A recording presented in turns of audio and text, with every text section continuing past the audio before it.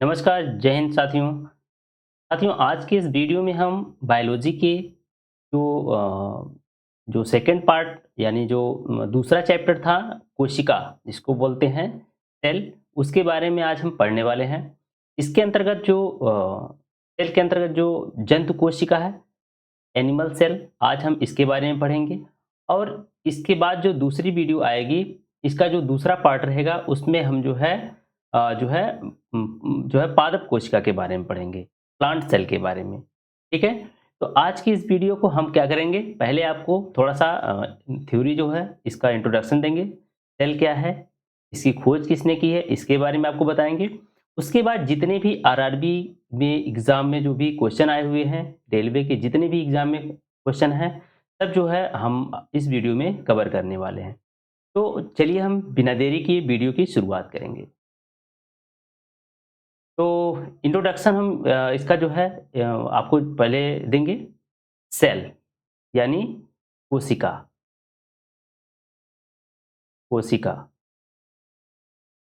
तो कोशिका के बारे में अगर हम बात करें, तो जो कोशिका है, ये जो है जीवधारियों की आधारभूत जो है संरचनात्मक और कार्यात्मक इकाई कही जाती है। सेल को क्या बोलते हैं? जीवधारियों का आधारभूत आधारभूत जो है संरचनात्मक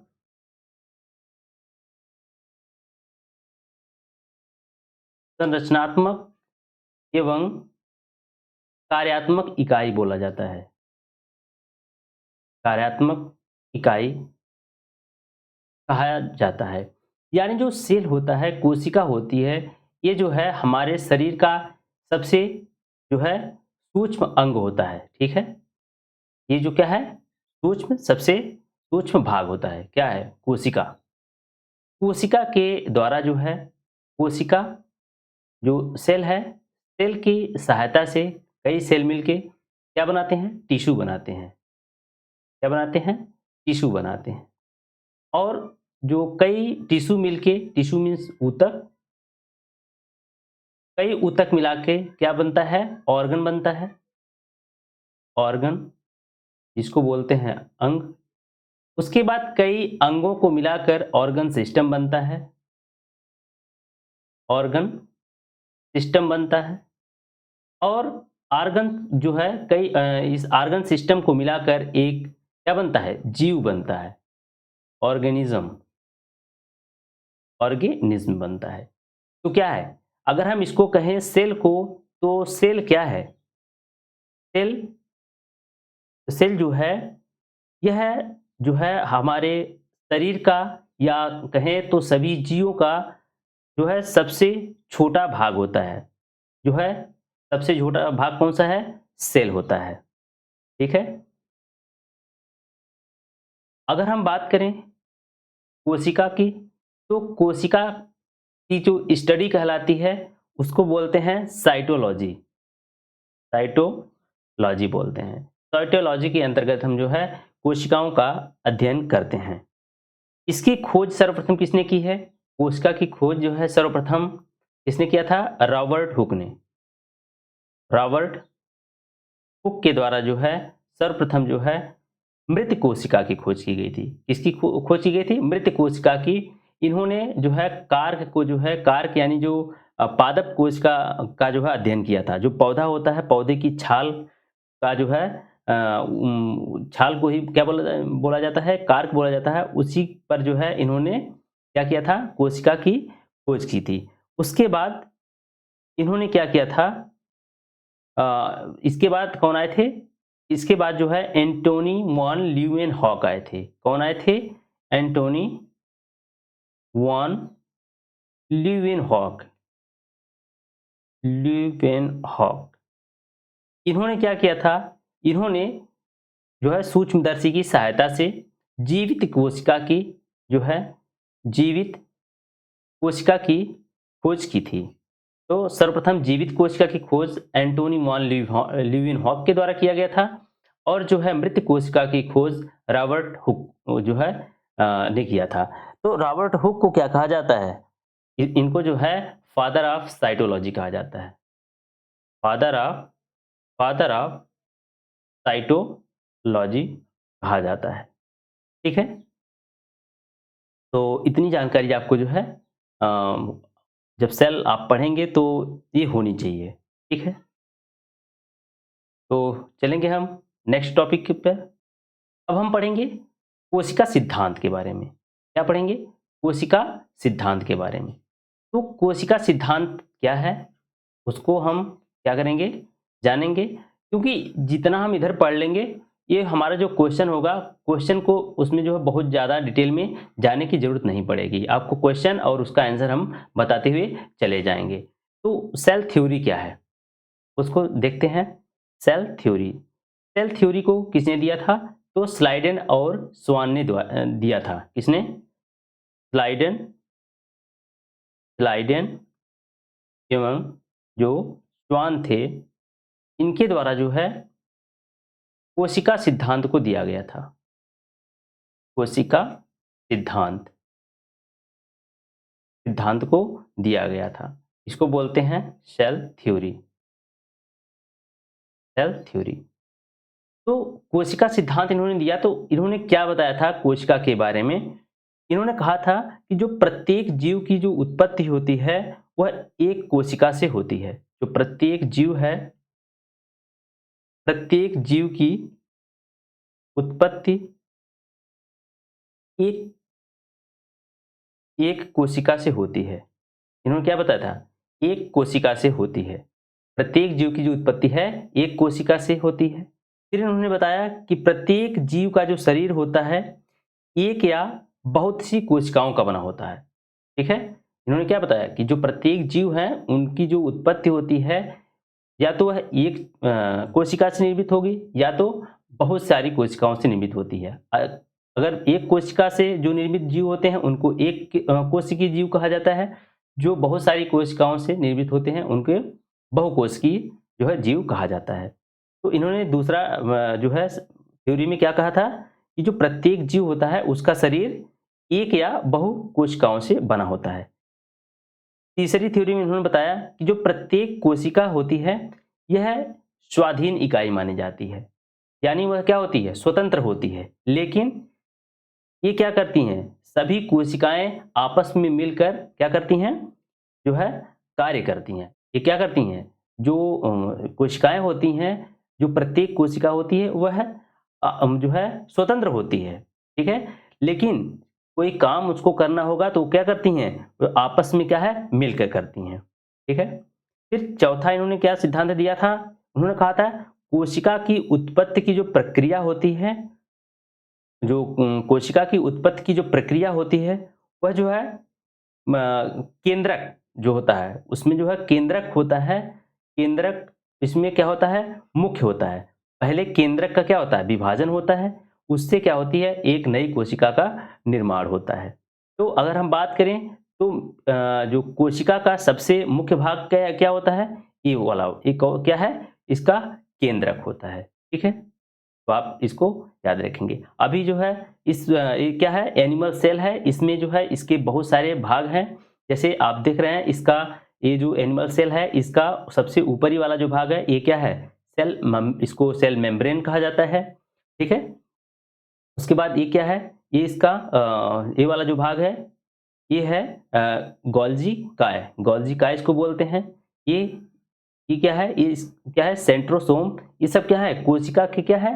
भाग हैं। कोशिका के भाग हैं जो कि जीव द्रव्य में ये सब जो है पाए जाते हैं। इसको जीव द्रव्य बोला जाता है। जीव द्रव्य क्या है?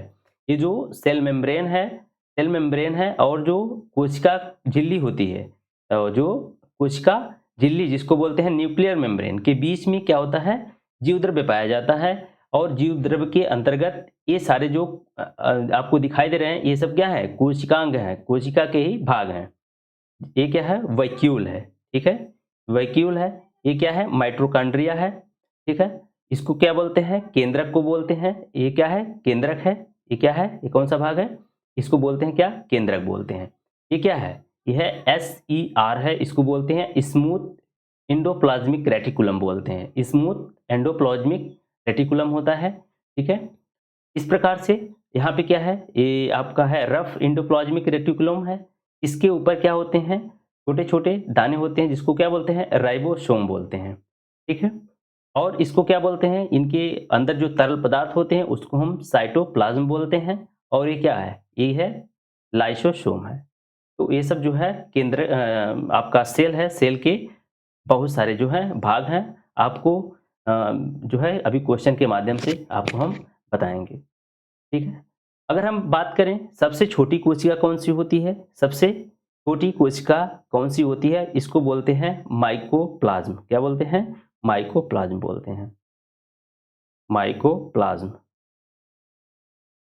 ठीक है?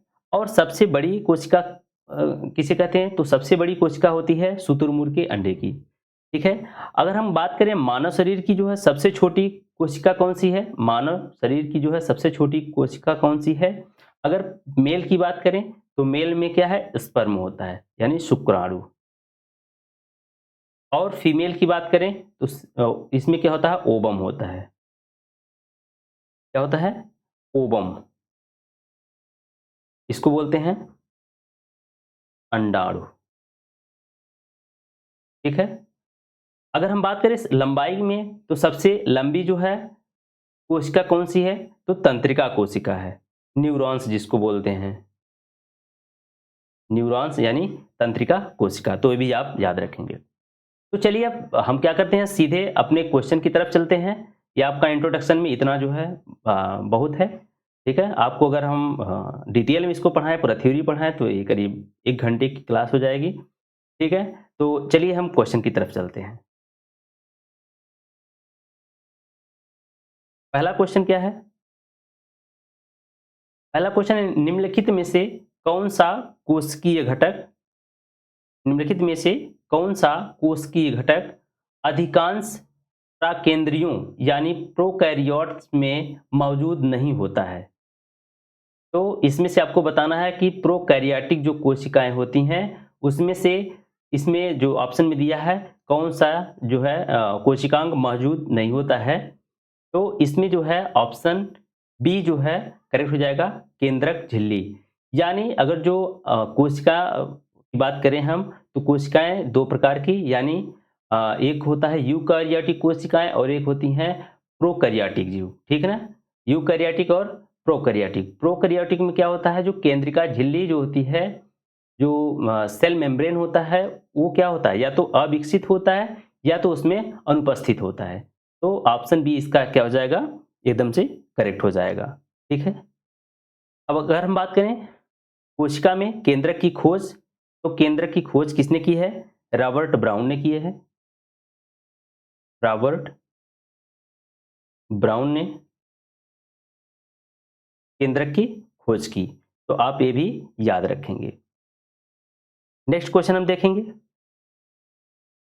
अगर इसमें हम बात करें कोशिका द्रव्य, तो कोशिका द्रव्य की बात करें तो ये क्या है? कोशिका द्रव्य जो है, ये आपको अभी मैंने बताया पिछले वाले क्वेश्चन में कि जो सेल है, सेल और जो केंद्रक है, ठीक है? यहाँ पे क्या है, ये सेल मेम्ब्रेन है, जो है सेल मेम्ब्रेन, और जो केंद्रक है इसके बीच में जो गाढ़ा पदार्थ मौजूद है, इसको हम क्या बोलते हैं? ये जो तरल पदार्थ होता है, अर्धपारदर्शी होता है, ये क्या कहलाता है? कोशिका द्रव्य कहलाता है। कोशिका द्रव्य कहलाता है। कोशिका भित्त ये क्या है? ये जो है पादप कोशिकाओं में पाई जाती हैं। कोशिका भित्त जो है पादप कोशिकाओं में ही पाई जाती हैं। ये जो है जंतु कोशिका में नहीं पाई जाती हैं। ये क्या होता है? इसके ऊपर का भाग होता है, जो क्या करता है? जो है कोशिका को जो है आघात से जो है आघात या जो है बाह्य वातावरण से इसको बचाता है। ठीक है? तो हम चलेंगे अब नेक्स्ट क्वेश्चन की तरफ। नेक्स्ट क्वेश्चन क्या है? मानव कोशिकाओं में ग्लूकोज के विघटन द्वारा ऊर्जा का निर्माण होता है। ग्लूकोज के विघटन के लिए इनमें से किसकी आवश्यकता होती है? तो इसमें जो है किसकी आवश्यकता होती है? ग्लूकोज के विघटन के लिए जो है ऑक्सीजन की आवश्यकता होती है। ऑप्शन ए इसका करेक्ट हो जाएगा। जो मानव कोशिकाओं में जो है ग्लूकोज के विघटन के द्वारा ही क्या होता है? ऊर्जा का निर्माण होता है। जो मानव की जो कोशिका होती है, सेल होता है, उसमें जो ग्लूकोज है, ग्लूकोज का विघटन होता है, तभी जो है ऊर्जा का निर्माण होता है। और इसके विघटन के लिए क्या जरूरी है? ऑक्सीजन यानी O2 की आवश्यकता होती है। तो ऑप्शन ए इसका करेक्ट हो जाएगा। नेक्स्ट क्वेश्चन है, अधिकांश कोशिकीय प्रक्रियाओं के लिए ऊर्जा मुद्रा क्या होती है? अधिकांश कोशिकीय प्रक्रियाओं के लिए ऊर्जा मुद्रा क्या होती है? तो एटीपी होता है। ऑप्शन बी इसका सही हो जाएगा, एटीपी।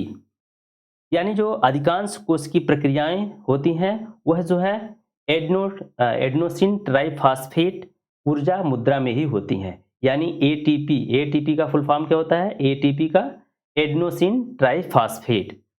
एटीपी है क्या? एटीपी एक जटिल कार्बनिक रसायन होता है। ये क्या है? एक जटिल जो है कार्बनिक रसायन होता है। ये जो होता है जीवित कोशिकाओं में पाया जाता है। ये किस में पाया जाता है?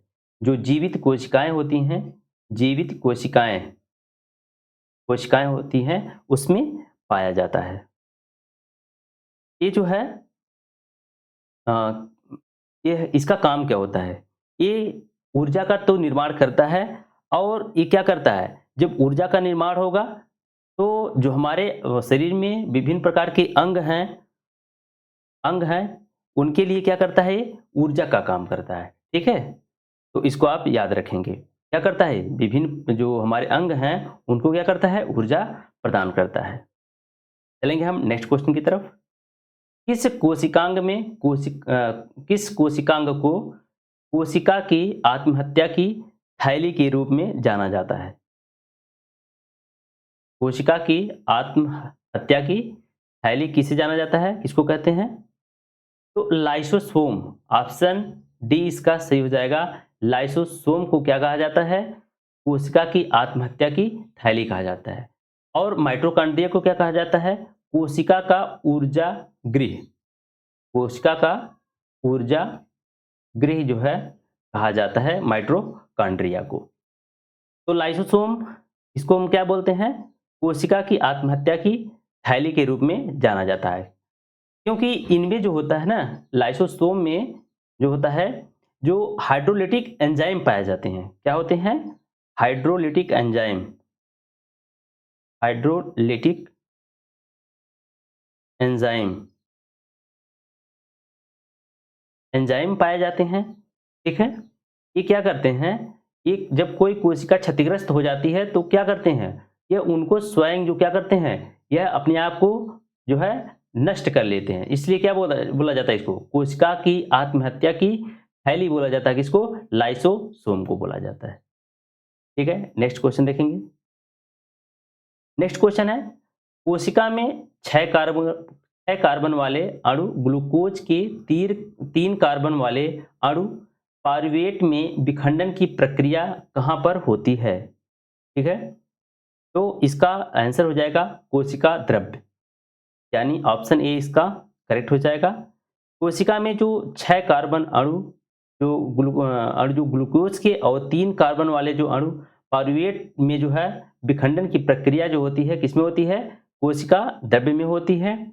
और कोशिका द्रव्य एक जेली जैसा पदार्थ होता है। कोशिका द्रव्य क्या है? साइटोप्लाज्म इसको बोलते हैं। साइटोप्लाज्म बोलते हैं इसको। ये क्या है? एक जो है कोशिका द्रव्य जो है एक जेली जैसा पदार्थ है जो कोशिका झिल्ली जो क्या होता है? जो कोशिका झिल्ली और केंद्रक के बीच में पाया जाता है। मैंने आपको भी बताया जो कि जो सेल मेम्ब्रेन होता है, सेल मेम्ब्रेन और जो केंद्रक होता है, ठीक है, केंद्रक उसके बीच में ये पाया जाता है। इसको क्या बोलते हैं? साइटोप्लाज्म कहिए या तो इसको क्या कहा जाता है? कोशिका द्रव्य कहा जाता है। कोशिका के जो अन्य जो कोशिकांग होते हैं वो भी किस में पाए जाते हैं? इसी कोशिका द्रव्य के अंदर ही ये भी मौजूद होते हैं। जैसे आपका माइटोकॉन्ड्रिया हो गया, गाल्जी काय हो गया, राइबोसोम हो गया, ये सब कहाँ पे पाए जाते हैं? ये जो है कोशिका द्रव्य में ही क्या होते हैं? तैरते रहते हैं। नेक्स्ट क्वेश्चन देखेंगे। नेक्स्ट क्वेश्चन हमारा है, प्रोकैरियोटिक राइबोसोम की उप इकाई संरचना क्या होती है? प्रोकैरियोटिक राइबोसोम की उप इकाई रचना क्या होती है? तो इसका ऑप्शन जो है सी सही हो जाएगा। 50 और 30 50 और 30 क्योंकि जो अगर हम बात करें जो प्रोकैरियोटिक होते हैं, प्रोकैरियोटिक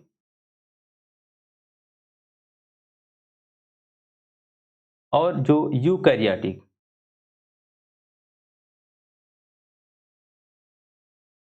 ये जो जीव होते हैं इसमें जो होता है 70 यस प्रकार का जो है राइबोसोम होता है, इसमें जो होता है 80 यस प्रकार का राइबोसोम होता है। तो इसमें क्या पूछा है, ये प्रोकैरियोटिक में जो इसका जो उप इकाई क्या है 50 50 और क्या है 30 है। ये इसका जो है अगर हम यूकैरियोटिक कोशिका की बात करें जिसमें 80 प्रकार का जो राइबोसोम होता है, इसका अगर उप इकाई की बात करें तो यह क्या होता है 40 प्लस और क्या होता है 60 होता है। क्या होता है 40 और 60 ये किसका है, तो यहाँ पे ऑप्शन में यहाँ पे भी देख रहे हैं 60 और 40 किसका होता है, यह यूकैरियोटिक कोशिकाओं का होता है। यूकैरियोटिक जो जीव होते हैं उनके अंदर होता है, ठीक है। तो ये भी आप याद करके रखेंगे। जो प्रोकैरियोटिक होता है उसमें 70 राइबोसोम होते हैं, यूकैरियोटिक में 80 राइबोसोम पाए जाते हैं, ठीक है। अच्छा, अब इसमें इसकी जो उप इकाई है प्रोकैरियोटिक की, उसमें जो 70 है वह जो है उसकी उप इकाई 30 और 50 है, और यूकैरियोटिक में जो 80 है उसका जो उप इकाई है 60 और 40 है। तो ये सब जो आप याद रखेंगे। अब अगर हम बात करें राइबोसोम, राइबोसोम क्या करता है, राइबोसोम क्या करता है, प्रोटीन का संश्लेषण करता है, प्रोटीन का संश्लेषण संश्लेषण भी करता है ये। इसलिए इसको क्या कहा जाता है, प्रोटीन का कारखाना भी कहा जाता है, राइबोसोम को प्रोटीन का कारखाना भी कहा जाता है। नेक्स्ट क्वेश्चन क्या है, प्राकेंद्र की कोशिका जिसको बोलते हैं प्रोकैरियोटिक सेल की कुछ विशेषताओं का उल्लेख नीचे किया गया है, दिए गए विकल्पों में से गलत विकल्प का चयन कीजिए। ऑप्शन ए है झिल्लीबद्ध कोशिकांगों की मौजूदगी, अत्यधिक छोटा आकार, एकल गुणसूत्र, इसका नाभिकीय क्षेत्र जो है केंद्रकाभ कहलाता है। तो इसका जो है ऑप्शन ए सही हो जाता है, क्योंकि जो प्रोकैरियोटिक सेल होते हैं उसमें क्या होता है, जो झिल्ली होती है, जो कोशिका झिल्ली होती है वह क्या होती है, मौजूद नहीं होती है। सेल मेम्ब्रेन या तो अविकसित उसमें जो है सेल मेम्ब्रेन होता है। तो ऑप्शन ए इसका करेक्ट हो जाएगा। नेक्स्ट क्वेश्चन की तरफ चलेंगे, नेक्स्ट क्वेश्चन की तरफ देखेंगे हम। नेक्स्ट क्वेश्चन है, जब एटीपी में टर्मिनल फास्फेट लिंकेज को जल के उपयोग द्वारा तोड़ा जाता है तो कितनी ऊर्जा मुक्त होती है। इंपॉर्टेंट क्वेश्चन है। तो क्वेश्चन को फिर से पढ़िए, जब एटीपी में टर्मिनल फास्फेट लिंकेज को जल के द्वारा तोड़ा जाता है तो कितनी ऊर्जा निर्मित होती है, तो 30.5 किलो मोल। ऑप्शन सी इसका करेक्ट हो जाएगा। 30.5 किलो मोल जो है ऊर्जा मुक्त होती है। तो अगर हम इसको थोड़ा सा इसका अगर हम डिटेल में सॉल्यूशन देखें तो ये क्या है, तो संश्लेषित अणु एटीपी होता है। एटीपी का उपयोग जो है कोशिका में अन्य सभी जो है गतिविधियों को बढ़ावा देने के लिए किया जाता है। इन प्रक्रियाओं में क्या होता है, एटीपी टूट जाता है जो एक निश्चित मात्रा में क्या करता है, ऊर्जा को क्या करता है, ऊर्जा को वो जो है उत्पन्न करता है। जो ऊर्जा होती है, ये ऊर्जा क्या करती है, यह ऊष्माशोषी जो अभिक्रियाएं होती हैं उनको क्या करता है, जो कोशिका में होने वाली जो ऊष्माशोषी अभिक्रियाओं को क्या करता है, संचालित करने का काम करता है। तो आप इतना याद रखेंगे कि जब एटीपी है, जब ये टूटता है तो कितना मोल जो है ऊर्जा निर्मुक्त होती है, 30.5 किलो मोल।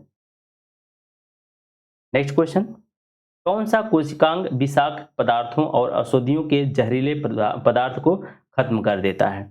तो हमने पढ़ा है आपको, जो सेल है, सेल के अंदर होता है अंतः द्रव्ययी जालिका, अंतः द्रव्ययी जालिका होती है।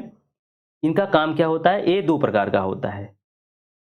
जो ये है जो कोशिकांग पूछ रहा है कि सेल के अंदर कौन सा कोशिकांग है जो विषाक्त पदार्थों और औषधियों के जहरीले प्रभाव प्रभाव को खत्म करता है। तो सेल के अंदर क्या होता है, जो सेल के अंदर अंतः प्रद्रव्यी जालिका होती है। ऑप्शन ए सही होता है, ऑप्शन ए सही है इसका। ये क्या करता है, ये जो है विषाक्त पदार्थ जो होते हैं कोशिका के अंदर, उनको क्या करता है, खत्म करने का कार्य करता है। और इसमें अंतः प्रद्रव्यी जालिका दो प्रकार की होती है, ठीक है। कौन कौन सी है, तो एक होता है smooth endoplasmic reticulum, smooth endoplasmic reticulum, एक होता है रफ एंडोप्लाज्मिक रेटिकुलम। तो स्मूथ वाला यही क्या करता है, ये जो विषाक्त पदार्थों को क्या करता है, इसके प्रभाव को खत्म करता है।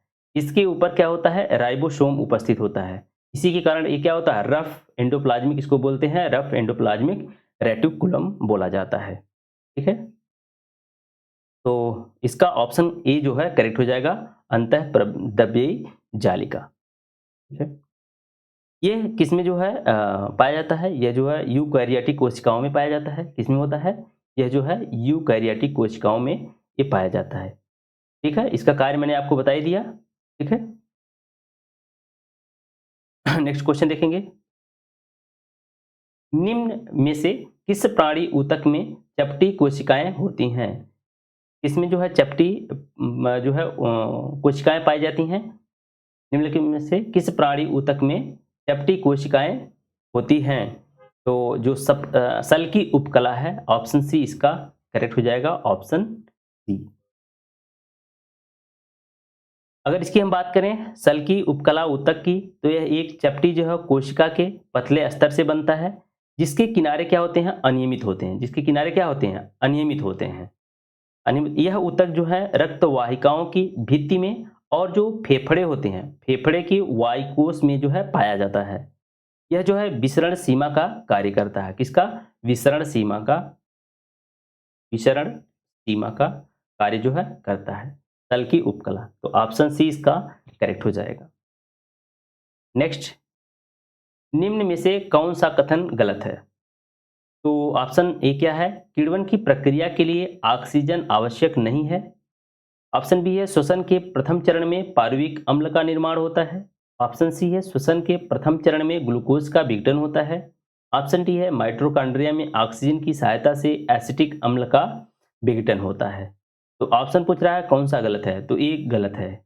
ऑप्शन डी क्या है, ये गलत है, क्योंकि जो माइटोकॉन्ड्रिया में ऑक्सीजन की सहायता से क्या होता है, एसिटिक अम्ल का विघटन तो नहीं होता है, बल्कि जो पारुवेट होते हैं, पारुविक एसिड होता है, उसका विघटन होता है। किसका होता है, पारुविक एसिड का विघटन होता है। तो ऑप्शन डी इसलिए गलत हो जाता है।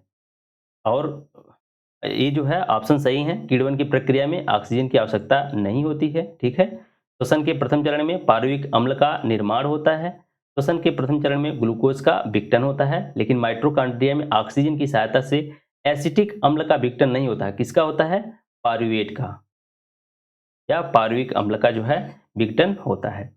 आपको मैंने बताया माइटोकॉन्ड्रिया को क्या बोला जाता है, माइटोकॉन्ड्रिया को पावर हाउस बोला जाता है। किसका, कोशिका का पावर हाउस, कोशिका का पावर हाउस कहा जाता है।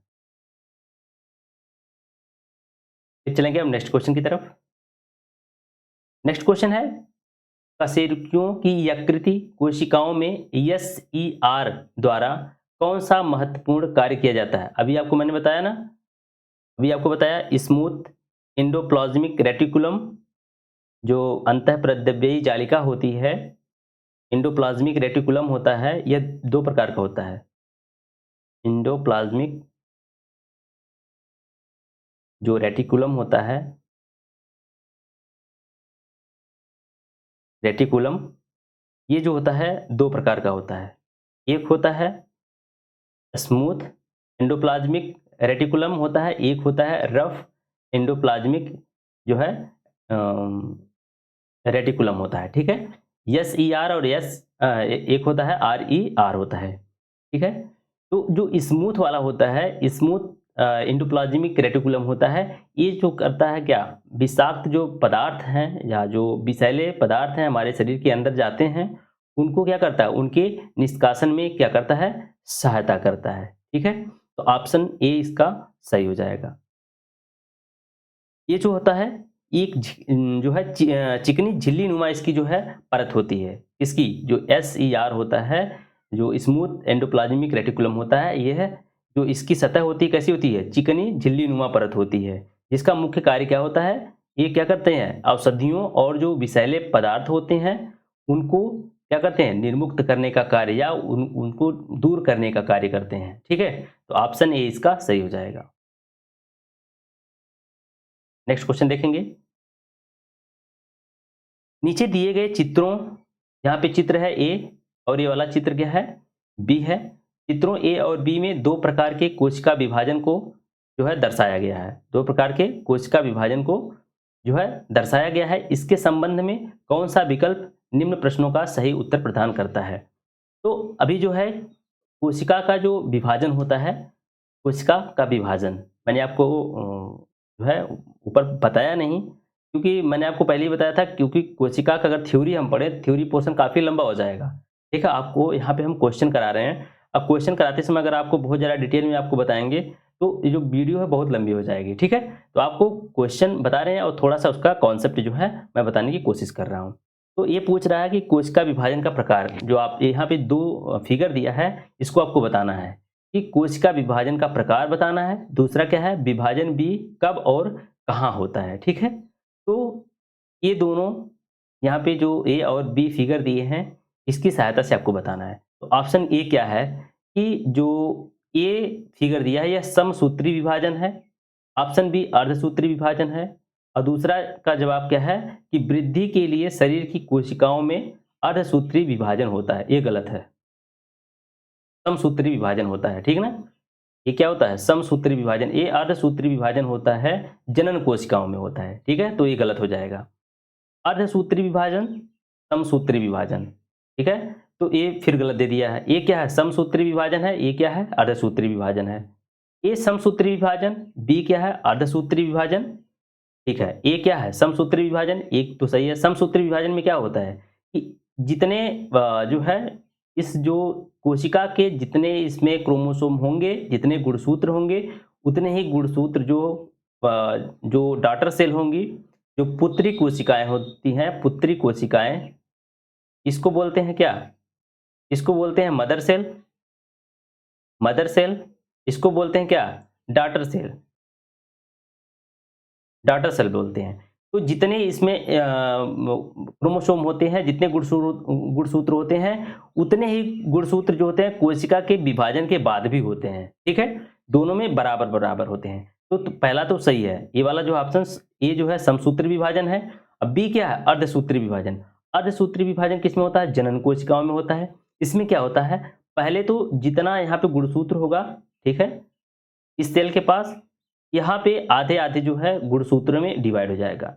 लेकिन इसके बाद जो प्रोसेस होगा, ठीक है, इस फेज में क्या होता है कि जितने इसके पास गुणसूत्र होंगे, उतने ही इनके पास भी जो है गुणसूत्र होंगे। ठीक है, यानी यहाँ तो अर्धसूत्री विभाजन होगा, लेकिन इसके बाद जो होगा कोशिका विभाजन में, ये जो होता है एक समसूत्री विभाजन की तरह ही इस जो है प्रोसेस होता है। ठीक है, तो ऑप्शन सी इसका करेक्ट होगा। और यहाँ पे एक चीज और पढ़ लेते हैं, युग्मकों के निर्माण के लिए जनन कोशिकाओं में अर्धसूत्री विभाजन होता है, तो सही है। बी पूछ रहा है ना, विभाजन बी कब और कहाँ होता है, तो विभाजन बी कहाँ होता है, ये होता है जनन कोशिकाओं में होता है, जनन कोशिकाओं में होता है। तो ऑप्शन सी इसका करेक्ट हो जाएगा। ठीक, नेक्स्ट चलेंगे। निम्नलिखित में से किस कोशिकीय घटक को कोशिका के प्रोटीन के कारखाने के रूप में जाना जाता है।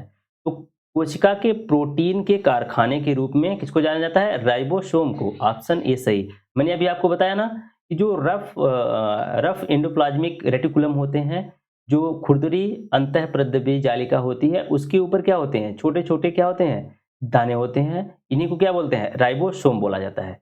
राइबोसोम होते हैं, ये क्या करते हैं, यह प्रोटीन का संश्लेषण करते हैं। ये प्रोटीन का संश्लेषण करते हैं, इसी कारण इसको क्या कहा जाता है, जो है प्रोटीन का कारखाना कहा जाता है। तो ऑप्शन ए इसका करेक्ट हो जाएगा। माइटोकॉन्ड्रिया को मैंने आपको बताया ही, माइटोकॉन्ड्रिया को पावर हाउस ऑफ सेल बोला जाता है। हरित लवक ये जो होता है प्लांट सेल में पाया जाता है, ठीक है ना, ये जो है प्लांट सेल में पाया जाता है, ठीक है। गोल्जी का है, ये तो दोनों में होता है, प्लांट और आपका जो है एनिमल सेल दोनों में। नेक्स्ट क्वेश्चन चलेंगे।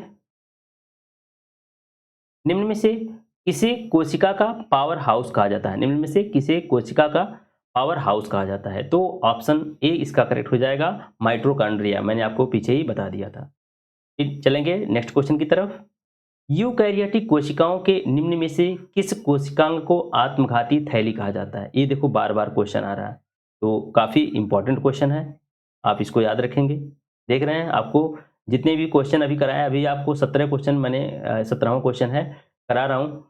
कई बार ये क्वेश्चन मिल चुका कि आत्मघाती थैली कोशिकांग को आत्मघाती थैली बोला जाता है। तो किसको बोला जाता है? लाइसोसोम को। लाइसोसोम को क्या बोला जाता है? जो है कोशिका की आत्मघाती थैली कहा जाता है। नेक्स्ट क्वेश्चन देखेंगे। निम्नलिखित में से किस कोशिकांग को कोशिका की आत्मघाती थैली के रूप में जाना जाता है? देखो वहां पे ऑप्शन चेंज है, क्वेश्चन क्या है? अलग है, ठीक है। यहाँ पे क्या है? अलग है, क्वेश्चन क्या है? अलग है। यहाँ पे ऑप्शन डी इसका सही हो जाएगा, लाइसोसोम। आप यहाँ पे देखो कंफ्यूजन कब होती है? जब ऑप्शन में देता है राइबोसोम और लाइसोसोम, तो आप कहीं राइबोसोम को ना कर दीजिएगा। राइबोसोम क्या होता है? ये प्रोटीन की फैक्ट्री कहा जाता है। कोशिका के प्रोटीन की फैक्ट्री किसको कहा जाता है? राइबोसोम को कहा जाता है, क्योंकि ये प्रोटीन का संश्लेषण करता है। लाइसोसोम क्या करता है? लाइसोसोम जो कोशिकाएं क्षतिग्रस्त हो जाती हैं, जो कोशिकाएं क्या होती हैं? क्षतिग्रस्त या मृत हो जाने पर क्या करते हैं? लाइसोम स्वयं क्या होते हैं? फट जाते हैं, ठीक है। और जो उससे जो मुक्त एंजाइम होता है वह कोशिकाओं को क्या करते हैं? पचा देते हैं। जो कोशिकाएं क्या होती हैं? क्षतिग्रस्त हो जाती हैं या मृत हो जाती हैं, उनको क्या करता है? उनमें से जो लाइसोसोम तब क्या करता है? फट जाता है। और क्या करता है?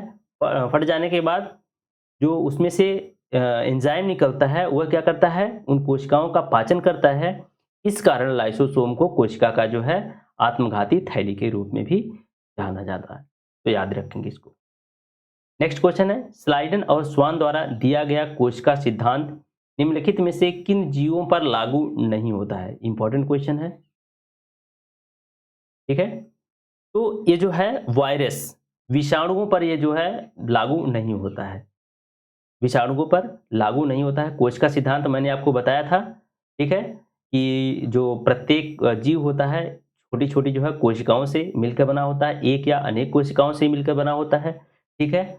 और जो कोशिकाएँ होती हैं वह पूर्व जो निर्मित कोशिकाएँ होती हैं उनके द्वारा जो है नई कोशिकाओं का निर्माण होता है। ये सब हमने आपको पहले ही बताया था। तो अगर हम बात करें जो स्लाइडन और स्वान ने जो थ्योरी दिया था, तो उनमें जो है हाँ, कोशिका सिद्धांत है वह कवक, जंतुओं और जो शैवाल होते हैं उन पे लागू होता है। किस पे होता है? जो जीव जंतु होते हैं, कवक होते हैं, कवक जो जीव जंतु होते हैं, ठीक है। शैवाल है, शैवाल इसके ऊपर भी लागू होता है, परंतु जो है वायरस पे ये लागू नहीं होता है। याद रखेंगे, वायरस यानी विषाणुओं पर जो है सेल थ्योरी लागू नहीं होती है। नेक्स्ट क्या है? रॉबर्ट हुक द्वारा कोशिका की खोज किस प्रकार की गई थी? किस प्रकार की गई थी? पेड़ के पत्तों का निरीक्षण करके, गलत है। एक प्याज के छिलके को निरीक्षण करते हुए, गलत है। रक्त का निरीक्षण करते हुए, गलत है।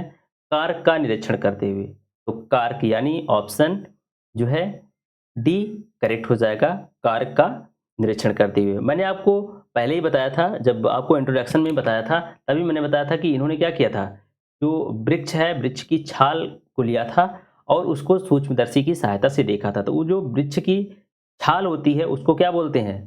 कार्क। यानी जो रॉबर्ट हुक थे, इन्होंने 1665 ईस्वी में ये जो है खोज किया था। इन्होंने कार्क को जो है कार्क, जो कार्क है, कार्क के जो स्लाइस का जो है सामान्य आवर्धन यंत्र की जो है सहायता से देखा था। जो कार्क जो है क्या होता है, ये पेड़ की छाल का एक भाग होता है। मैंने आपको बताया था जो कार्क है वह क्या है, वह जो है पेड़ की जो छाल होती है, छाल का एक भाग होता है। इसी को जो है इन्होंने सूक्ष्मदर्शी की सहायता से देखा था और इन्होंने इसमें क्या पाया था, जो है कोष्ठ युक्त जो है और विभाजित बक्से जैसी जो है संरचना को इन्होंने देखा था। इन्होंने इसमें मधुमक्खी के छत्ते के समान जो है संरचना को देखा था। तो जो है इन्होंने क्या किया था, मृत कोशिका की खोज की थी। किसकी? मृत कोशिका की खोज की थी। नेक्स्ट क्वेश्चन क्या है, कोशिका की खोज किसने किया है? तो कोशिका की खोज किसके द्वारा किया गया था? तो ऑप्शन बी हो जाएगा, रॉबर्ट हुक। ठीक है। नेक्स्ट क्वेश्चन, केंद्रक और कोशिका झिल्ली के बीच मौजूद जेली जैसी जेली जैसा पदार्थ को हम क्या कहते हैं? केंद्रक और कोशिका झिल्ली के बीच जो मौजूद जेली जैसा पदार्थ उसको क्या बोलते हैं? कोशिका द्रव्य बोलते हैं। Cytoplasm, cytoplasm. ठीक है, उसको क्या बोला जाता है? कोशिका द्रव्य बोला जाता है। ठीक है, तो अगर हम इसकी बात करें, थोड़ा सा इसके बारे में पढ़ें अगर, तो ये जो है कोशिका जीवों का जो है आधारभूत जो है संरचना है। तो ये आपको मैंने आप पहले ही बताया था। जो कोशिका होती है, कोशिका द्रव्य में अनेक जो है कार्बनिक और जो है अकार्बनिक पदार्थ होते हैं। कोशिका में मैंने आपको बताया था कई जो है कई अंग हैं जिनको कोशिकांग बोलते हैं, जैसे माइटोकॉन्ड्रिया मैंने बोला, राइबोसोम, गोल्गी का है। ठीक है, ये सब क्या है? कोशिकांग है। इनको क्या बोला जाता है? कोशिकांग बोला जाता है। ठीक है, नेक्स्ट क्वेश्चन की तरफ चलेंगे। केंद्रक और कोशिका झिल्ली के बीच भरे हुए जेली जैसे पदार्थ को क्या कहा जाता है? केंद्रक और झिल्ली के बीच भरे हुए पदार्थ को साइटोप्लाज्म बोलते हैं। क्या बोलते हैं? ऑप्शन डी इसका सही हो जाएगा, साइटोप्लाज्म। ये भी क्या है? क्वेश्चन सेम क्वेश्चन है, लेकिन क्या है, ऑप्शन चेंज किया हुआ है। नेक्स्ट क्वेश्चन देखेंगे। साइटोप्लाज्म एक जेली जैसा द्रव्य होता है जो कहाँ पे मौजूद होता है? ठीक है, जो कहाँ पे मौजूद होता है? केंद्रक और कोशिकांगों के मध्य, केंद्रक और कोशिकांगों के मध्य गलत है। वसाओं और ऊतकों के मध्य एकदम गलत है। तंत्रिकाओं और कोशिकाओं के मध्य गलत है। केंद्रक और जो है कोशिका झिल्ली होती है, जो सेल मेम्ब्रेन होता है और जो न्यूक्लियस होता है, न्यूक्लियस और सेल मेम्ब्रेन के बीच में साइटोप्लाज्म क्या होता है? उपस्थित होता है। ऑप्शन डी इसका करेक्ट हो जाएगा। नेक्स्ट है, पानी की कमी के कारण कोशिका के संकुचित होकर कोशिका भित्ति से अलग होने की प्रक्रिया को क्या कहा जाता है? क्या है? पानी की कमी के कारण कोशिका के संकुचित होकर कोशिका भित्ति से अलग होने की जो प्रक्रिया क्या कहलाती है? प्लाज्मोलिसिस कहलाता है। क्या कहलाता है? ऑप्शन डी इसका करेक्ट हो जाएगा। Option D, plasmolysis. Option D correct हो जाएगा। ठीक है, इसको बोलते हैं जीव द्रव्य कुंचन भी कहा जाता है। क्या बोला जाता है? जीव द्रव्य कुंचन या प्लाज्मोलिसिस कहा जाता है। नेक्स्ट है, यहाँ पे जो है स्पेस है, वो कोशिका के पावर हाउस के रूप में जाना जाता है। बार बार क्वेश्चन मिल रहा है, माइटोकॉन्ड्रिया का सही हो जाएगा। नेक्स्ट क्वेश्चन देखेंगे। कोशिका का वह बाह्यतम आवरण कौन सा है जो कोशिका के अवयवों को उनके बाह्य वातावरण से अलग करता है? तो क्या है? प्लाज्मा झिल्ली। क्या है? प्लाज्मा झिल्ली। ऑप्शन ए इसका सही हो जाएगा, प्लाज्मा झिल्ली। नेक्स्ट क्वेश्चन देखेंगे। इक्वेटोरियन प्लेट पर कोशिका के केंद्र में गुणसूत्रों का संरेखण माइटोसिस के किस चरण का गठन करता है? अब ये बात किसका हो रहा है? ये जो है कोशिका विभाजन, जो कोशिका कोशिका विभाजन होता है, इसमें कई फेज होते हैं। जैसे आपका है प्रोफेज, पहले आता है क्या? प्रोफेज, फिर आता है मेटाफेज, फिर आता है क्या? एनाफेज, फिर होता है क्या? चौथा होता है टेलीफेज। टेलोफेज बोलते हैं इसको। क्या बोलते हैं? टेलोफेज। तो आप यहाँ से याद रखेंगे पीएम80 ये कोशिका विभाजन का जो है क्या है, ये है इसका फेज है, इस क्रमिक फेज है। एक क्या है, क्रम से जो है आप याद रखेंगे, प्रोफेज, मेटाफेज, एनाफेज और टेलोफेज। तो क्वेश्चन क्या कर रहा है, इक्वेटोरियन प्लेट पर कोशिका के केंद्रक में गुणसूत्रों का संरेखण माइटोसिस के जो है किस चरण में होता है। तो ये जो होता है किसमें, मेटाफेज में होता है। किसमें, मेटाफेज में। आप जब कोशिका विभाजन पढ़ेंगे, ठीक है, तो माइटोसिस जब होता है, विभाजन होता है, तब उसके अंतर्गत जो है ये क्रिया होती है। तो आप इसको याद रखेंगे, ये इंपॉर्टेंट है। ये चीज़ तब समझ में आएगी जब आप इसको पढ़े रहेंगे, कोशिका विभाजन को पढ़े रहेंगे, तब आपको ये क्वेश्चन बढ़िया से समझ में आएगा। चलेंगे हम नेक्स्ट क्वेश्चन की तरफ। स्वतंत्र अस्तित्व के सक्षम जीव की सबसे छोटी इकाई, यानी जो है जीवन की सबसे छोटी इकाई क्या होती है, सेल यानी कोशिका। ऑप्शन ए इसका सही हो जाएगा। नेक्स्ट क्वेश्चन है, जीव की मूलभूत इकाई क्या है। फिर आया क्वेश्चन वही है, जीवन की मूलभूत इकाई क्या है, कोशिका, सेल। ऑप्शन ए इसका सही हो जाएगा। नेक्स्ट क्वेश्चन देखेंगे, कोशिकाओं जो वेसिकल्स होते हैं उसमें प्रोटीन और लिपिड के परिवहन, संशोधन और पैकेजिंग के लिए निम्नलिखित में से कौन सा जो है कोशिकांग उत्तरदायी होता है। ठीक है, इसका जो है ऑप्शन अगर हम बात करें, खुरदरी अंतःप्रद्रव्य जालिका, इसको बोलते हैं रफ एंडोप्लाज्मिक रेटिकुलम, ये होता है आपका स्मूथ एंडोप्लाज्मिक रेटिकुलम, ये है राइबोसोम और ये है ऑप्शन डी है गोल्जी काय। तो ऑप्शन डी इसका क्या हो जाएगा, सही हो जाएगा, गोल्जी काय। जो वेसिकल्स होते हैं इसमें प्रोटीन लिपिड के परिवहन, संशोधन और पैकेजिंग के लिए गोल्जी काय नामक जो कोशिकांग होता है यह उत्तरदायी होता है। क्या मैंने आपको पहले ही बताया था, जब सेल की संरचना बताया था उसमें बताया था आपको गोल्जी बॉडी के बारे में। तो गोल्जी बॉडी क्या करता है, प्रोटीन लिपिड इन सब का जो है परिवहन, संशोधन और पैकेजिंग का जो है कार्य करता है। ये क्या करता है, कोशिका के अंदर जो स्रावित पदार्थ हैं उनका संग्रह और क्या करता है, उनको क्या करता है, इकट्ठा करता है, कलेक्ट करता है और उसका ट्रांसफर यानी जो है उसका परिवहन में भी जो है ये सहायक होता है। ऑप्शन डी इसका सही हो जाएगा, गोल्जी काय। नेक्स्ट क्वेश्चन देखेंगे, निम्न में से कौन सी झिल्ली संयोजित थैली पाचक एंजाइमों से भरी होती है। कौन सी जो है ऑप्शन क्या है इसका, गोल्जी काय, माइटोकॉन्ड्रिया, लाइसोसोम और रसधानी। तो लाइसोसोम होता है जो लाइसोसोम, ये क्या करता है, ये ऐसा इसमें क्या होता है, ये जो है ऐसी झिल्ली इसमें संयोजित होती है जिसमें जो है पाचक एंजाइम होते हैं। क्या होते हैं, पाचक एंजाइम इसमें पाए जाते हैं। तो सॉरी ये एक मिनट, हाँ इसका जो है लाइसोसोम ही सही होगा। क्या होगा, लाइसोसोम। तो अगर हम बात करें लाइसोसोम की, तो थोड़ा सा लाइसोसोम के बारे में हम अ, आपको बता रहे हैं। लाइसोसोम, लाइसो तो लाइसोसोम क्या है, लाइसोसोम की खोज किसने किया है, तो ड्यूवे डी ड्यूवे के द्वारा जो है लाइसोसोम की खोज जो है की गई थी। ये जो है जंतु कोशिकाओं में मुख्य रूप से जो है एंजाइम अभिक्रियाएं करने वाली जो कोशिकाएं होती हैं उसमें पाया जाता है।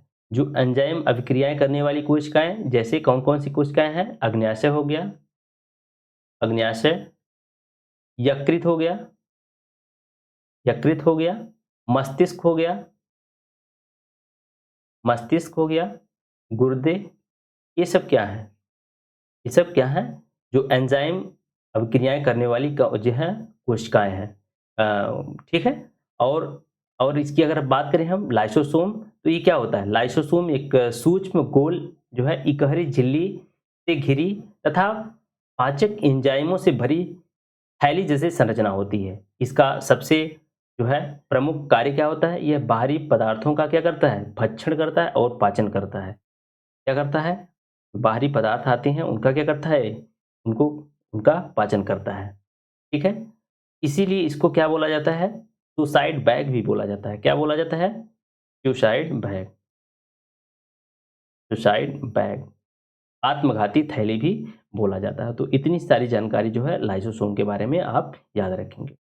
नेक्स्ट क्वेश्चन देखेंगे, निम्नलिखित कोशिकांगों में से किसे कोशिका की आत्मघाती थैली बोला जाता है? फिर आया क्वेश्चन वही लाइसोसोम, ऑप्शन ए सही हो जाएगा। नेक्स्ट क्वेश्चन है, राइबोसोम बनाते हैं, तो राइबोसोम क्या बनाते हैं? प्रोटीन बनाते हैं, प्रोटीन का संश्लेषण करते हैं, इसीलिए प्रोटीन की फैक्ट्री कहा जाता है इसको। क्या कहा जाता है? प्रोटीन की फैक्ट्री कहा जाता है। नेक्स्ट क्वेश्चन, प्रोटोप्लाज्म, प्रोटोप्लाज्म शब्द शब्द जो है किसने गढ़ा था? तो पुरकंजे के द्वारा। प्रोटोप्लाज्म शब्द पी से याद रखेंगे आप, पुरकंजे, और पी से क्या है? प्रोटोप्लाज्म शब्द किसने दिया था? पुरकंजे के द्वारा। ऑप्शन बी इसका करेक्ट हो जाएगा। आखिर जो है प्रोटोप्लाज्म है क्या? इसको बोलते हैं जीव द्रव्य, जीव द्रव्य यानी प्रोटोप्लाज्म, प्रोटोप्लाज्म। इसको जो है इसका नाम किसने दिया था? पुरकंजे, पुरकिंजे ने दिया था। यह जो एक तरल गाढ़ा जो है पारदर्शी पदार्थ होता है, ठीक है? जीव की जो सारी जैविक क्रियाएँ होती हैं, जो सेल होता है, जो सेल की सारी जो है जैविक क्रियाएँ होती हैं, इसी के द्वारा संपन्न होती हैं। इसीलिए क्या कहा जाता है, जो साइटोप्लाज्म प्रोटोप्लाज्म होता है, प्रोटोप्लाज्म को जो है जीवन का भौतिक आधार बोलते हैं। इसको क्या बोलते हैं? जीवन का भौतिक आधार, भौतिक आधार कहा जाता है। तो ये भी याद रखेंगे, जो प्रोटोप्लाज्म होता है उसको क्या बोलते हैं? जीवन का भौतिक आधार भी कहा जाता है। नेक्स्ट क्वेश्चन, यहाँ पे स्पेस दिया है, कोशिका की एक प्रकार की अपशिष्ट निस्तारण प्रणाली है, वे किसी भी बाह्य सामग्री के साथ साथ खराब हो चुके कोशिकांगों को पचाकर कोशिका को साफ रखने में मदद करते हैं। वो क्या कहलाते हैं? क्या कहलाते हैं? वो होते हैं लाइसोसोम होते हैं, ठीक है? लाइसोसोम। अभी मैंने जो है कई बार इसके बारे में बताया, लेकिन थोड़ा सा ये क्या है, बड़ा स्टेटमेंट दिया है, इसको पढ़िए और समझिए। लाइसोसोम, लाइसोसोम कोशिका की जो है एक प्रकार का क्या करता है? अपशिष्ट निस्तारण प्रणाली है, ठीक है? ये क्या करता है? किसी भी बाह्य सामग्री के साथ साथ खराब हो चुकी कोशिकाओं को क्या करता है? स्वयं क्या करता है? पचाता है। स्वयं, इसमें हमने बताया था हाइड्रोलिटिक एंजाइम पाए जाते हैं, ठीक है? जो क्या करती हैं? खराब हो चुकी कोशिकाओं को पचाते हैं और उनको क्या करते हैं? स्वयं ही क्या करते हैं? अपने आप को नष्ट कर लेते हैं। इसलिए इसको क्या बोलते हैं? लाइसोसोम को आत्मघाती थैली भी बोला जाता है। मैंने आपको कई बार इसके बारे में बताया और कई बार ये क्वेश्चन रिपीट भी हुआ है। नेक्स्ट क्वेश्चन क्या है? निम्नलिखित में कौन सा ऑर्गेनल किसी भी बाह्य सामग्री को पचाकर कोशिकाओं को साफ रखने में सहायक होता है तथा ये साथ ही कोशिकाओं को क्लांत भी करता है? क्लांत यानी जो कोशिकाओं को क्या करता है? थका देता है, यानी उसको कमजोर बना देता है। तो ये लाइसोसोम होता है, ठीक है? तो ऑप्शन बी इसका करेक्ट हो जाएगा। ये टायर्ड आउट करता है, टायर आउट। क्लांत मतलब होता है टायर आउट, यानी जो उसको थका देता है। साथ ही क्या करता है? कोशिकाओं को थका देता है या उसको क्या करता है? कमजोर बना देता है। नेक्स्ट क्वेश्चन देखेंगे, निम्नलिखित में से कौन सा कथन असत्य है? पादप कोशिकाओं में जंतु कोशिकाओं की तुलना में जो है वैक्यूल्स पाई जाती हैं। पादप कोशिकाओं में जंतु कोशिकाओं की तुलना में छोटी रिक्तियां पाई जाती हैं? नहीं, पादप कोशिकाओं में जो होती हैं बड़ी जो है वैक्यूल्स होता है। तो ये आप जो है याद रखेंगे। अगर हम पादप कोशिका और जंतु कोशिका की थोड़ा सा अगर हम तुलना करें, तो जो पादप कोशिका होता है इसका आकार जो होता है जंतु कोशिका की तुलना में क्या होता है? ये बड़ा होता है। क्या करता है? जो पादप कोशिका होता है प्लांट सेल, प्लांट सेल में क्या होता है? जो प्लांट सेल होता है यह कैसा होता है? यह जो आकार में जंतु कोशिकाओं से बड़ा होता है। इसकी जो झिल्ली होती है प्लाज्मा झिल्ली, ये जो होता है प्लाज्मा झिल्ली नहीं, इसमें जो सेल वॉल क्या होता है? कोशिका भित्ति इसमें पाई जाती है, कोशिका भित्ति उपस्थित होती है। लेकिन जो जंतु कोशिका होती है उसको उसमें क्या आता है? सेल वॉल अनुपस्थित होता है, उसमें क्या होता है? सेल मेम्ब्रेन होता है, ठीक है? जो सेल वॉल होता है वो किसका बना होता है? सेलुलोज का बना होता है। किसका? सेलुलोज का बना होता है। और इसमें जो आपको मैंने एक चीज़ बताया, इसमें वैक्यूल्स होते हैं। अगर इसमें जंतु कोशिकाओं में वैक्यूल्स होते तो हैं, लेकिन क्या होते हैं, बहुत सूक्ष्म होते हैं, बहुत छोटे होते हैं। इसमें जो होता है, जो प्लांट सेल होते हैं, इसमें जो लवक होते हैं, जैसे हरित लवक, वर्णित और अवर्णित लवक, ये सब लवक पाए जाते हैं, लेकिन जो जंतु कोशिकाएं होती हैं, इसमें अनुपस्थित होता है। जंतु कोशिकाओं में लवक नहीं पाए जाते हैं। ठीक है। बाकी यहाँ पे दिया भी है, जंतु कोशिकाओं में लवक नहीं पाए जाते हैं, ये सही है। पादप कोशिकाओं में कोशिका भित्तियां पाई जाती हैं, जबकि जंतु कोशिकाओं में नहीं पाई जाती हैं, ये भी सही है। पादप कोशिकाएं सामान्यतः जो है जंतु कोशिकाओं से बड़ी होती हैं, ये भी सही है। लेकिन इसमें पूछा है कि असत्य क्या है, तो असत्य यही है। जो पादप कोशिकाएं होती हैं उसमें जो वैक्यूल्स होते हैं, रिक्तियां होती हैं, वो बड़ी होती हैं, लेकिन जो जंतु कोशिका होती है उसमें छोटी होती है। नेक्स्ट क्वेश्चन देखेंगे। इसमें से कौन सा तरल पदार्थ आंत से अवशोषित वसा को ग्रहण करता है और अतिरिक्त द्रव को अतिरिक्त कोशिकीय स्थान से वापस रक्त में ले आता है? ठीक है, क्वेश्चन को ध्यान से पढ़िए।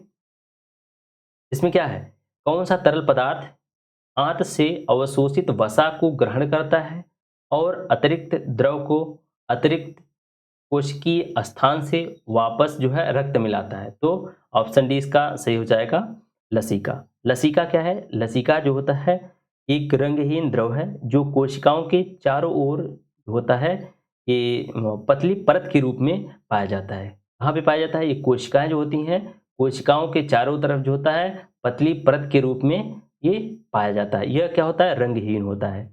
इस द्रव में विशिष्ट जो है लिम्फोसाइट्स होते हैं। क्या होते हैं, जो होते हैं स्पेशल लिम्फोसाइट। लिम्फोसाइट होते हैं, लिम्फोसाइट्स होते हैं, जो क्या करते हैं, जो शरीर की प्रतिरक्षा के लिए जो है उत्तरदायी होते हैं। लसिका जो है पोषक पदार्थ, हार्मोन आदि का जो है संवहन भी करता है। यह आंत में उपस्थित जो लैक्टियल वसा होता है, लैक्टियल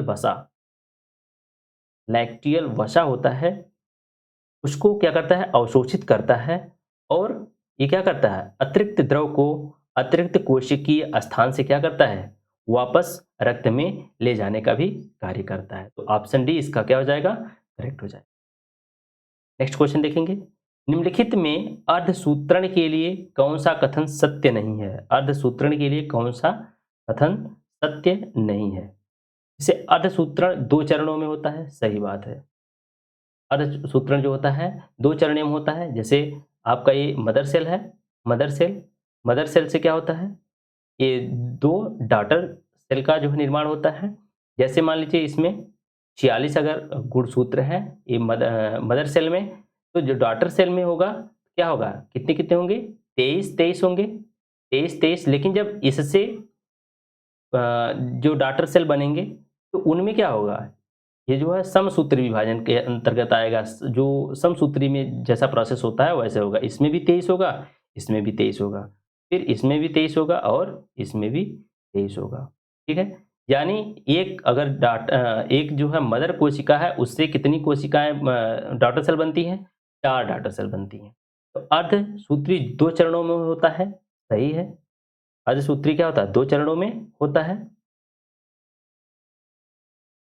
ठीक है, और क्या है, दूसरा है सूत्रण के परिणाम स्वरूप जो परिणामी कोशों में गुणसूत्रों की संख्या 2 गुनी हो जाती है। भैया गलत है, ये क्या होता है, आधी हो जाती हैं। ऑप्शन ए गलत है। मैंने आपको यहाँ समझाया, आपको कितना हो जाता है, आधा आधा हो जाता है, ये गलत है। तो आपको गलत कथन ही आपको ढूंढना है। फिर लिखा है अर्धसूत्रण के दौरान जनन कोशों के जीन परिणामी कोशों में मिश्रित हो जाते हैं, सही है।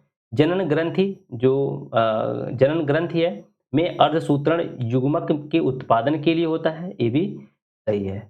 ठीक है, इनमें क्या होता है, अर्धसूत्रण में क्या होता है, अर्धसूत्रण में जो जनकों में जो भिन्न गुणसूत्र होने के कारण जो होता है आनुवांशिक विविधता पाई जाती है। क्या होती है, आनुवांशिक विविधता पाई जाती है। इस विभाजन के दौरान क्या होता है कि गुणसूत्रों के बीच जो आनुवांशिक पदार्थों का क्या होता है, आदान प्रदान होता है, आदान प्रदान होता है। ठीक है, तो ये हो गया अर्धसूत्रण कहिए या इसको अर्धसूत्री विभाजन कहिए। नेक्स्ट है किस कोशिकांग को कोशिका का मास्टर कहा जाता है? किस कोशिकांग को कोशिका का मास्टर कहा जाता है? तो नाभिक को जो है कोशिका का मास्टर कहा जाता है। क्यों कहा जाता है? नाभिक जो होता है कोशिका के डीएनए की ब्लूप्रिंट के अवयव अपने में ही क्या करता है? समाहित रखता है। इसलिए इसको क्या कहा जाता है? कोशिका का मास्टर कहा जाता है। ये क्या करता है? कोशिका को कंट्रोल करके रखता है। ठीक है? तो ऑप्शन डी इसका करेक्ट हो जाएगा। नेक्स्ट है, किसी कोशिका में मौजूद सबसे बड़ा कोशिकांग कौन सा है? इंपॉर्टेंट क्वेश्चन है। किसी कोशिका में मौजूद सबसे बड़ा कोशिकांग क्या है? तो सबसे बड़ा कोशिकांग है नाभिक। ये क्या करता है? ये क्या कर इसका कार्य क्या है? ये क्या करता है? सेल के कार्यों को, सेल यानी जो कोशिका है, कोशिका के कार्यों को क्या करता है? नियंत्रित करता है। ठीक है? नेक्स्ट क्वेश्चन देखेंगे। निम्नलिखित में से किस कोशिकांग को कोशिका का प्रोटीन का कारखाना कहा जाता है? तो राइबोसोम, ऑप्शन डी इसका करेक्ट हो जाएगा। नेक्स्ट क्वेश्चन क्या है? निम्नलिखित में से कौन सा कोशिकांग केवल पशु कोशिकाओं में पाया जाता है? निम्नलिखित में से कौन सा कोशिकांग केवल पशु कोशिकाओं में पाया जाता है? तो इसका जो ऑप्शन डी होगा, सही होगा, राइबोसोम होता है। सॉरी, राइबोसोम ये तो सब में पाया जाता है। राइबोसोम गाल्जी बॉडीज भी होता है, सेंट्रोसोम भी होता है। ऑप्शन ए इसका करेक्ट हो जाएगा, लाइसोसोम। लाइसोसोम ये जो है ये केवल पशु कोशिकाओं में पाया जाता है। ऑप्शन ए इसका सही हो जाएगा। ठीक है, नेक्स्ट क्वेश्चन देखेंगे। शरीर में लगी चोट की मरम्मत के लिए किस प्रकार के सेल विभाजन का जो है प्रयोग किया जाता है? तो मैंने आपको बताया अभी सूत्री विभाजन आपको बताया, समसूत्री, अर्धसूत्री विभाजन और असूत्री विभाजन मैंने आपको बताया। ठीक है, तो जो समसूत्री विभाजन है यह कायिक प्रकार का होता है, यानी शरीर में अगर आपको कहीं चोट लगता है, शरीर में अगर आपको शरीर के किसी भी अंग में चोट लगता है तो उसको भरने का काम किस प्रोसेस के द्वारा होता है? समसूत्रण के द्वारा होता है, समसूत्री विभाजन के द्वारा होता है। मैंने समसूत्री विभाजन में एक चीज बताया, जैसे मान लो ये मदर सेल है, ठीक है, मदर सेल में मान लो 23 जो है गुणसूत्र हैं, ठीक है, तो ये क्या करेगा? समसूत्री विभाजन में जब नए सेल का निर्माण होगा, नए सेल का निर्माण होगा, इसमें भी क्या होता है? इसमें भी जो है 23 जो है गुणसूत्र बनेंगे। आप देखते होंगे जैसे जब आपका कहीं हाथ या पैर में चोट लगती है, वो वहाँ पे कट जाता है, तो वहाँ पे देखते होंगे धीरे-धीरे वो क्या होता है? वह वहाँ पे फिर से वहाँ पे मांस आ जाती है, फिर से वो जैसे आपकी बॉडी पहले थी उस तरह से हो जाती है। आप ये नहीं देखे होंगे कि वहाँ पे क्या होता है कि कहीं से कोई और अंग निकल जाए, ठीक है? कोई और अंग निकल जाए। तो क्या होता है? रीज़न इसका यही होता है कि सेम जैसा डॉटर सेल में जो गुणसूत्र होंगे, वही हो जो होगा उसके मदर सेल में जो होगा वही उसके डॉटर सेल में जो गुणसूत्र होंगे, ठीक है? तो ये होता है केवल समसूत्रण में होता है, समसूत्री विभाजन। क्या होता है? समसूत्री विभाजन। नेक्स्ट क्वेश्चन, एक पशु के शरीर की एक पशु के शरीर की सबसे बड़ी कोशिका इनमें से कौन-सी है? तो न्यूरॉन्स सबसे बड़ी जो कोशिका मैंने आपको इंट्रोडक्शन में ही बताया था, जो मानव शरीर है या पशु शरीर या जो भी कहिए आप, जो जीव है उसका जो सबसे लंबी कोशिका कौन-सी है? न्यूरॉन्स होते हैं, तंत्रिका कोशिका जिसको बोलते हैं क्या? तंत्रिका कोशिका, तंत्रिका कोशिका। ठीक है? नेक्स्ट क्वेश्चन, निम्नलिखित में कौन-सा एक कोशिका में अधिक मात्रा में होने वाला अणु है? निम्नलिखित में कौन-सा एक एक कोशिका में अधिक मात्रा में होने वाला अणु है? तो क्या पाया जाता है? जो कोशिका में सबसे अधिक मात्रा में क्या पाया जाता है? जल पाया जाता है। ठीक है? आइए थोड़ा-सा हम देखते हैं कोशिका के बारे में, एक बार आपको फिर मैं रिकॉल करवाता हूँ। तो कोशिका ये क्या होता है? कोशिका सजीवों के शरीर की जो है रचनात्मक, संरचनात्मक, क्रियात्मक इकाई होती है, ठीक है? कुछ सजीव जैसे जो जीवाणु हैं, उनके जो शरीर एक ही कोशिका के बने होते हैं। जो जीवाणु होते हैं, जीवाणु, उनके शरीर जो है एक ही कोशिका के बने होते हैं, ठीक है। उन्हें क्या कहा जाता है? उन्हें एक कोशिकीय जीव भी इसीलिए कहा जाता है क्योंकि उनका शरीर एक सेल से बना होता है, ठीक है। अगर हम बात करें, कुछ जीव ऐसे हैं जिनके शरीर बहुत सारी कोशिकाओं से बना होता है। तो बहुत सारी कोशिकाओं का मतलब ये बहुकोशिकीय हो गए, ठीक है ना। इनको क्या कहा जाएगा? बहुकोशिकीय जीव कहा जाएगा, ठीक। अगर कोशिका की बात करें तो कोशिका में कई उसके जो है कोशिकांग होते हैं, ठीक है।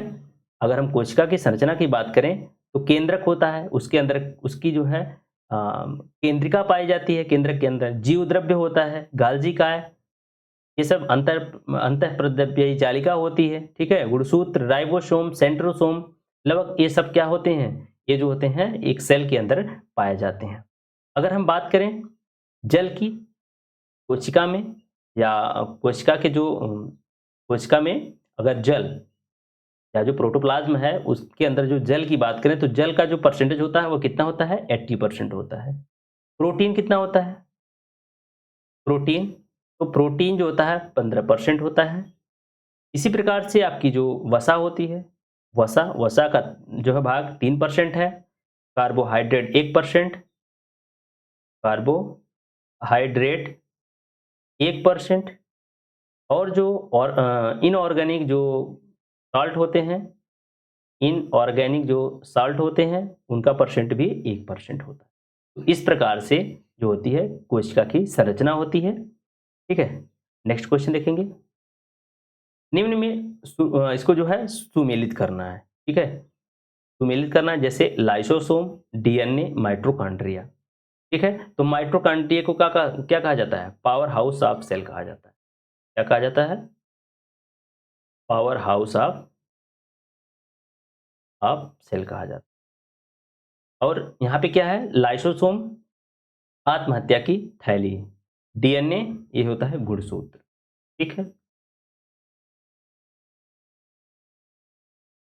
तो ऑप्शन कौन सा आप देखेंगे? ऑप्शन ई हो जाएगा, ऑप्शन सी, ए बी, और ए हो जाएगा ए। सी बी ए कहाँ पे है? सी बी ए, ऑप्शन बी इसका करेक्ट हो जाएगा। नेक्स्ट क्वेश्चन देखेंगे। कोशिका प्राकार्य जो फंक्शनल होता है, कोशिका फंक्शनल क्रियाओं का नियंत्रण कौन करता है? कोशिका जो है, कोशिका की क्रियाओं का नियंत्रण कौन करता है? तो मैंने आपको बताया ये क्या है इसका, ये इसका माइंड होता है। केंद्रक जो होता है पूरा कोशिका को नियंत्रित करता है, ठीक है। तो ऑप्शन डी इसका करेक्ट हो जाएगा। कोशिका क्या करता है? ये करता है जो जितने भी निर्देश होते हैं, जितना भी कार्य होता है कुछ करने के लिए कोशिका को दिशा निर्देश देना किसका काम है? केंद्रक का काम है। किसका? जो सेंट्रॉयड होता है उसका काम होता है। इसमें क्या होता है? क्रोमोसोम जो होते हैं इसी के अंदर जो होते हैं सेल के अंदर ये पाए जाते हैं, ठीक। चलेंगे नेक्स्ट क्वेश्चन की तरफ और हमारा लास्ट क्वेश्चन होगा। लास्ट क्वेश्चन क्या है? सूत्रीय विभाजन के चरण का नाम बताइए जिसके दौरान विभाजित सेल के गुणसूत्र मध्य रेखा पर स्थित होते हैं। इंपॉर्टेंट क्वेश्चन है, ठीक है। तो ये जो है ऑप्शन सी, मैंने आपको बताया था प्रोफेज, मेटाफेज, मेटाफेज और क्या आपको बताया था? एनाफेज और टेलोफेज मैंने आपको बताया था। तो ये पूछ रहा है कि विभाजन का किस चरण के दौरान जो होता है, विभाजन के किस चरण में जो होता है सेल के जो गुणसूत्र होते हैं, जो क्रोमोसोम होते हैं, गुणसूत्र होते हैं, वह मध्य रेखा पर स्थित होते हैं। तो ये जो होता है मेटाफेज अवस्था में, मेटाफेज यानी इस अवस्था में, ठीक है। जो पहली अवस्था होती है जो अगर देखा जाए तो कैसे होते हैं, थोड़ा-सा मैं इसको आपको बता ही देता हूँ। तो इसमें आपको जो है थोड़ा-सा आपको मैं बताने की कोशिश कर रहा हूँ। इसमें जो पहला फ़ेज़ होता है, जो विभाजन का पहला फ़ेज़ जिसको बोलते हैं प्रोफ़ेज़ बोलते हैं। क्या बोलते हैं? प्रोफ़ेज़ बोलते हैं। प्रोफ़ेज़ बोलते हैं। इसमें क्या होते हैं? इसमें जो गुणसूत्र होते हैं वो बिखरे हुए होते हैं इस तरीके से, ठीक है? उसके बाद दूसरी अवस्था होती है मेटाफ़ेज़। मेटाफ़ेज़, मेटाफ़ेज़ में क्या होता है? जो गुणसूत्र होते हैं वो क्या करते हैं मेटाफेज में, ये जो इसके गुणसूत्र जो क्रोमोसोम होते हैं वह ध्रुवों की ओर खींचने लगते हैं। ये जो होते हैं ये आप ध्रुव है, ठीक है? ये ध्रुव है, तो इस प्रकार से जो है संरचना बनती है, ठीक है? और जो ये सेंट्रोसोम होता है, ये तारकाय है, ये क्या है? ध्रुवों की तरफ जो है जाने लगता है, सेंट्रोसोम होता है ये, सेंट्रोसोम, ठीक है? और जो क्रोमोसोम होते हैं, क्रोमोसोम क्या करते हैं? इस अवस्था में आने लगते हैं, ठीक है? एक सीधी अवस्था में आने लगते हैं। फिर उसके बाद जो आता है एनाफेज़, एनाफेज़ में क्या होता है? एनाफेज़, एनाफेज़ में एनाफेज़ में जो गुणसूत्र होते हैं वह विपरीत ध्रुवों की ओर एकत्रित हो जाते हैं। उसके बाद क्या होता है? गुणसूत्र जो है समूह के चारों तरफ जो है केंद्रक झिल्ली का निर्माण करना जो है शुरू कर देते हैं और कोशिका केंद्रक जो है 2 केंद्रों में विभाजित होना शुरू हो जाते हैं। 2 केंद्रकों का निर्माण करना शुरू कर देते हैं इसमें, ठीक है? ये क्या करते हैं? धीरे-धीरे जैसे इस अवस्था में है, तो अब क्या करेंगे ये? धीरे-धीरे इधर जाना शुरू कर देंगे, इस साइड में और इस साइड में, ठीक है? इस साइड में आना शुरू करेंगे। उसके बाद जो लास्ट अवस्था होती है टेलीफ़ेज़ या उसको बोलते हैं हम टेलोफ़ेज़, उसमें क्या होता है? उसमें ये 2 केंद्रक बना लेते हैं। क्या करते हैं?